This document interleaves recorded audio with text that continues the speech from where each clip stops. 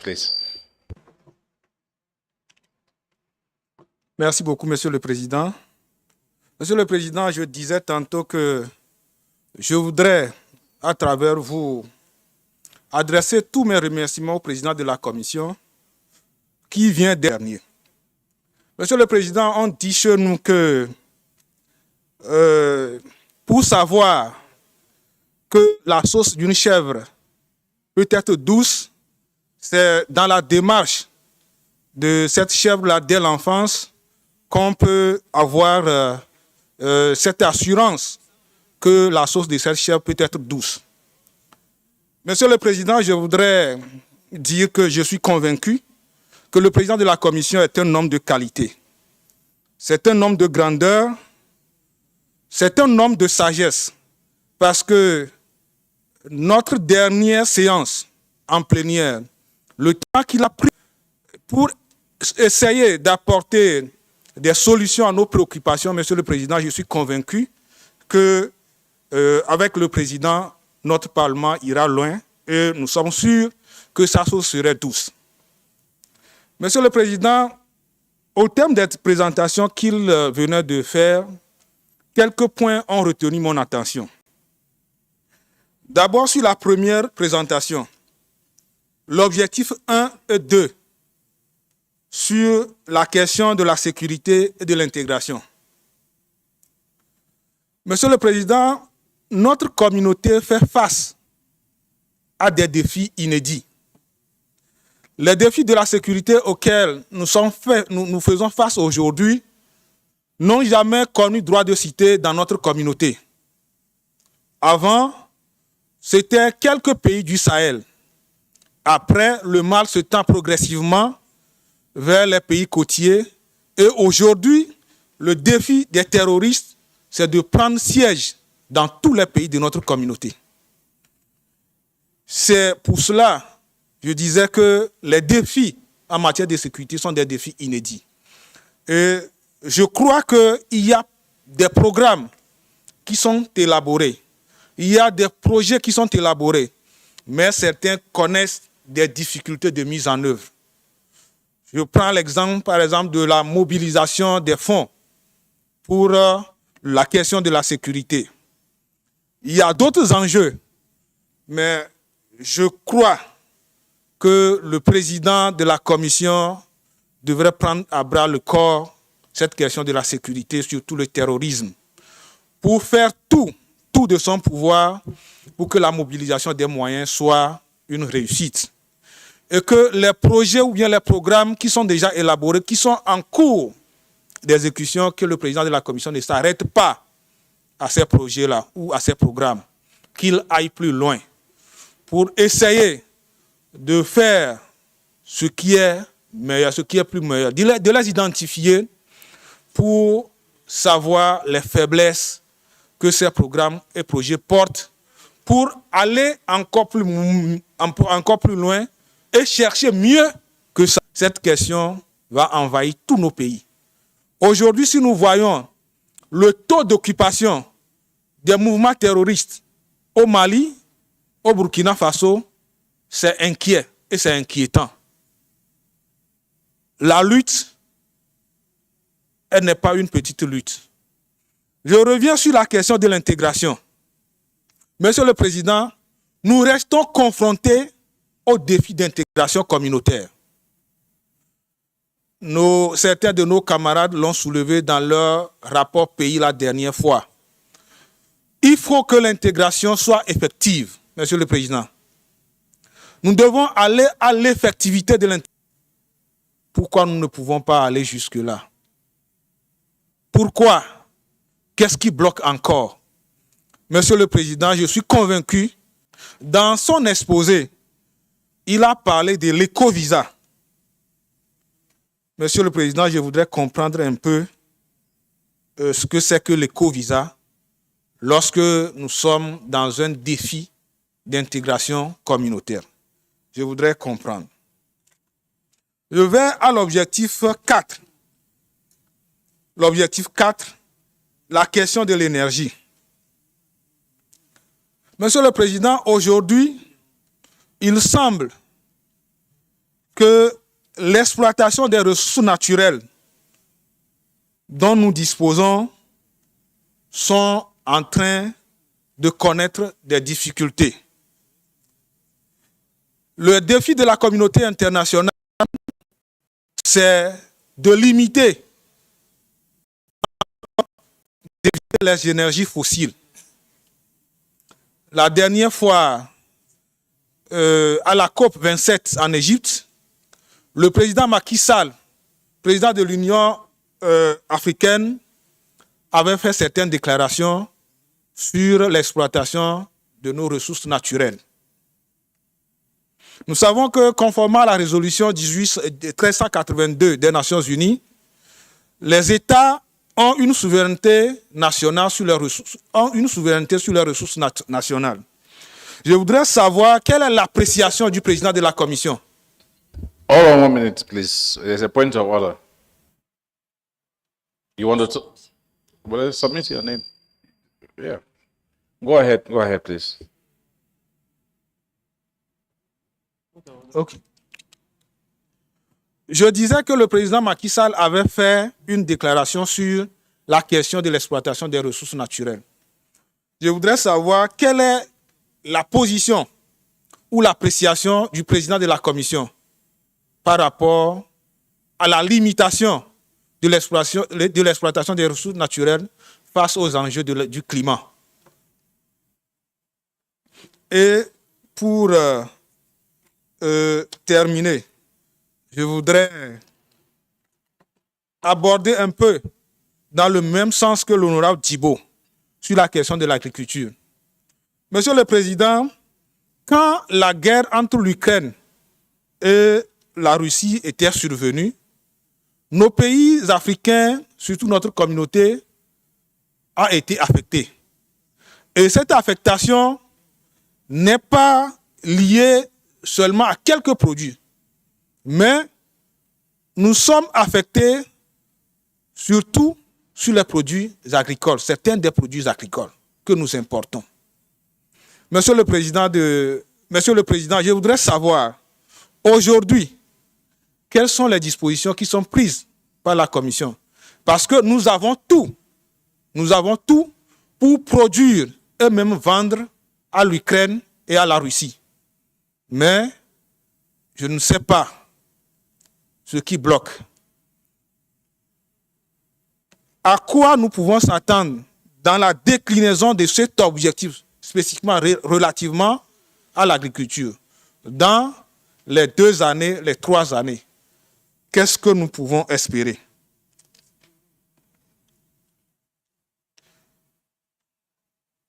Je voudrais finir une fois encore pour exprimer mes remerciements au président de la Commission.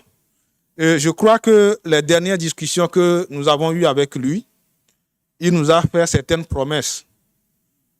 Je crois et j'espère que ces promesses, nous aurons leurs résultats.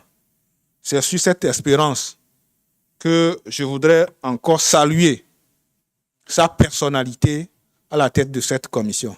Merci beaucoup, Monsieur le Président. Thank you. Thank you very much. Honorable Massakoy. Yes, sir. Thank you very much, Mr. Speaker. Mr. Speaker, when the President was presenting, I walked in a little bit late, but the document I have before me is sufficient to say exactly where he intends to take the commission or to take the community as a whole. And I will join my honorable colleagues to once again congratulate you. You've been in this role for a couple of months. But I heard from your experience, the length of time you've been there is enough for you to have a snapshot concerning the conditions of the community. Mr. Speaker, I will attempt to make, though you haven't been here for a longer time, have followed the activities of the community. and I'm sure you have a fair appreciation. Before you took over, ECOWAS as a commission had Vision 2020, and it was directed towards enhancing integration through a goal, and that was to achieve the single currency.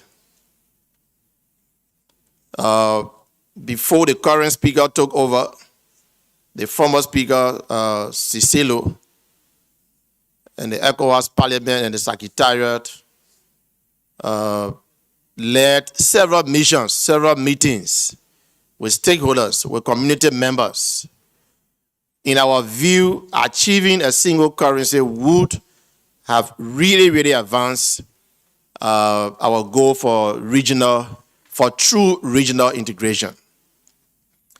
2020 came and passed. 2021 has gone. 2022 is ending. In other words, for us to achieve that goal. Mr. President, I know you're just coming in. Is there any plan that you met on the books? The realignment of your goals, of your even to achieve trade. Today you cross from Lomé to Accra. You will have to meet foreign exchange bureaus, and the exchange rate, of course, because of the strength of our economy, we are all aware that we have practically lost control on what the exchange rate is in our region. For us to be trading with multiple currencies has, in my mind, placed a blockade in the way of achieving true regional integration.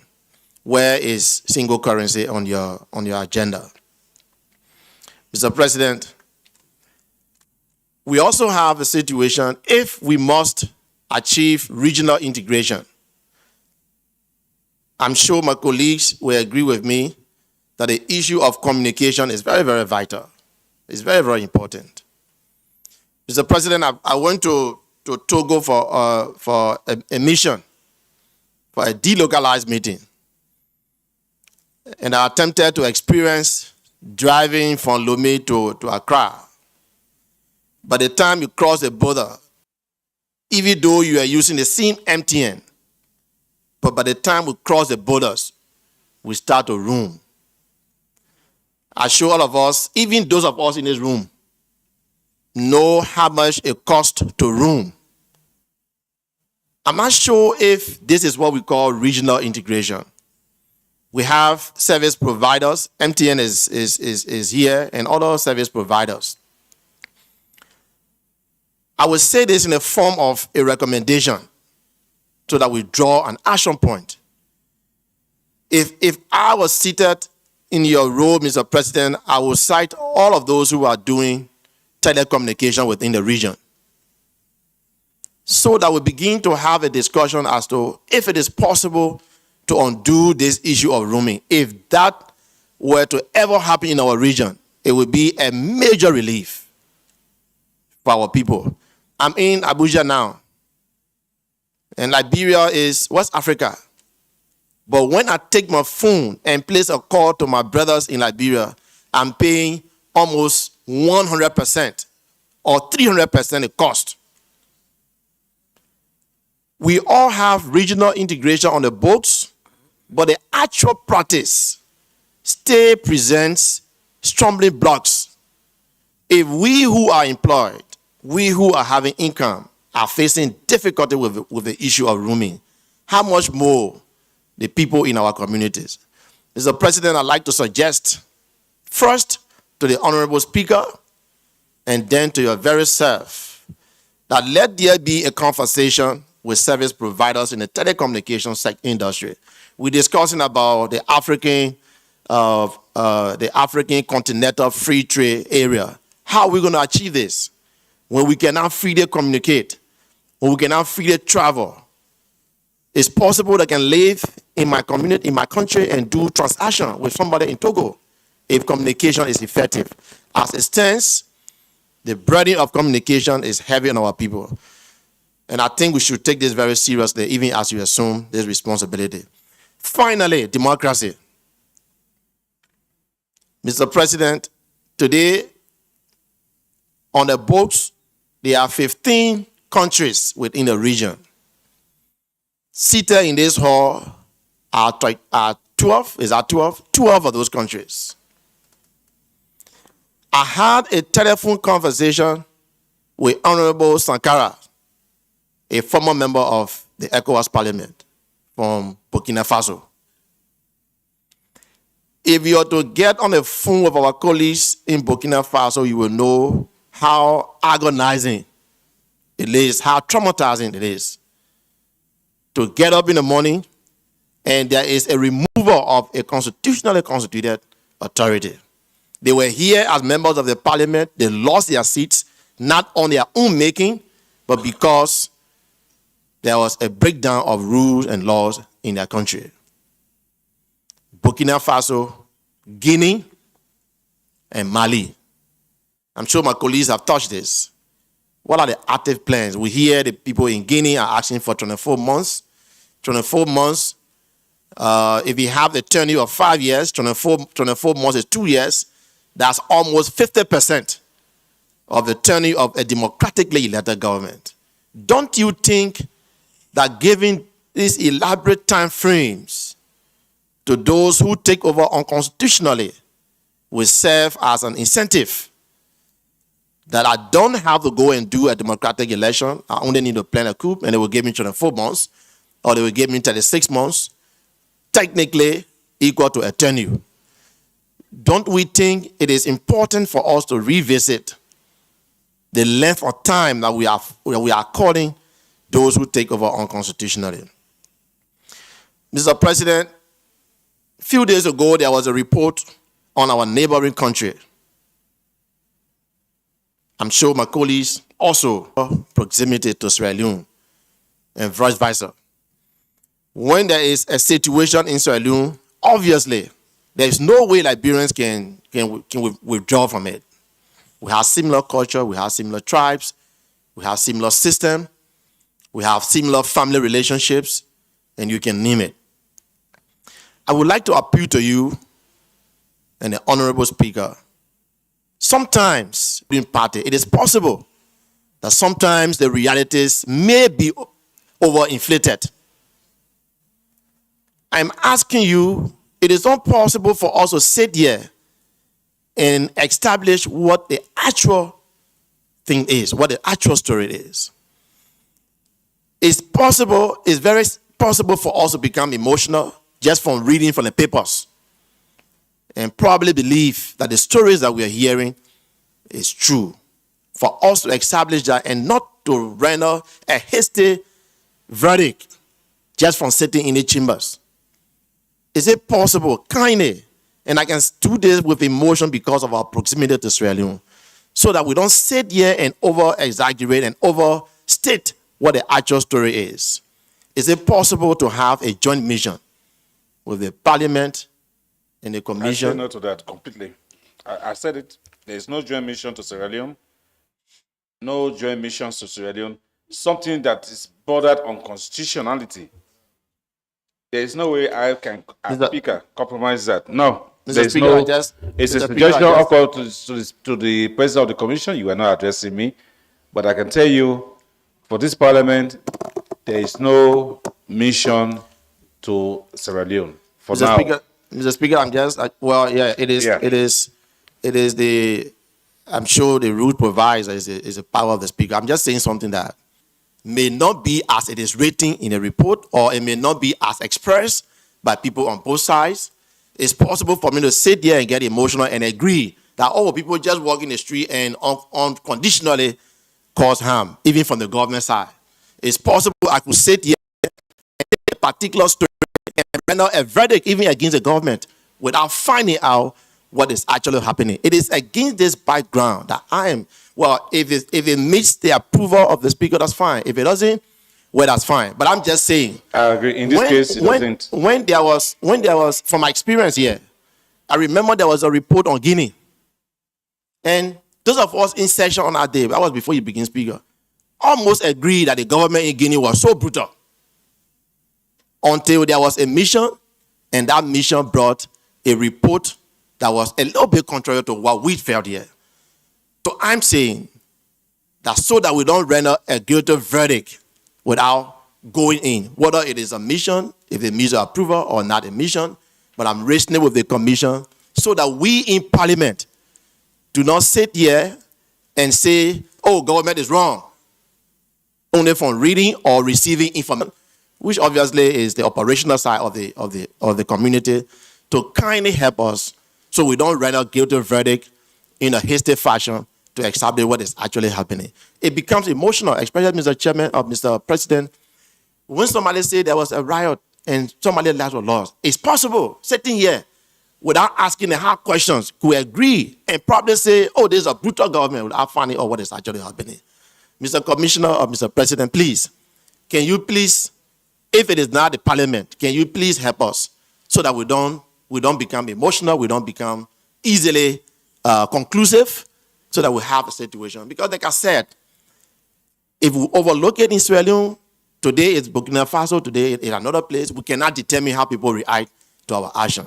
That we say that I had the opportunity to make this suggestion so that from an objective position, we can know what is actually happening and how we all can help to bring it to conclusion and bring it to an amicable solution. Thank you so kindly for the opportunity, and I will rest on this note. Thank you. Honorable Carlos. Obrigado, Sr. Presidente, e que possa dar bom contributo para a afirmação das instituições da comunidade e do próprio reforço da integração regional.